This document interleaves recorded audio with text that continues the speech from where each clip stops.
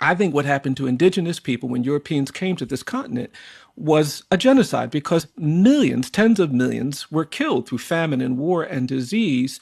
And rather than talk about it through the language of genocide, we created a narrative of racial difference to justify all of that death and violence. We said those native people, they're savages. Mm-hmm. And we use that narrative of racial difference to exclude them from the liberty and justice that we were codifying in our Constitution and Declaration. Then we use that same narrative of racial difference to justify 2.5 centuries of slavery. And the great evil of slavery for me wasn't the involuntary servitude and the forced labor. The real evil of slavery was the narrative of racial difference that we created to justify enslavement, because enslavers wanted to feel moral and just and Christian. So they created this narrative that Black people aren't as good as white people.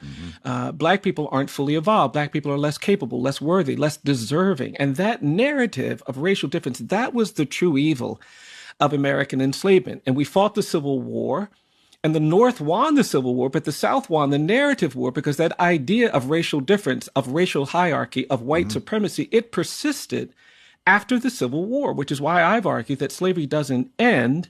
It just evolves. It turns into a century of mob violence and because lynching. The pathology within it has never dissipated.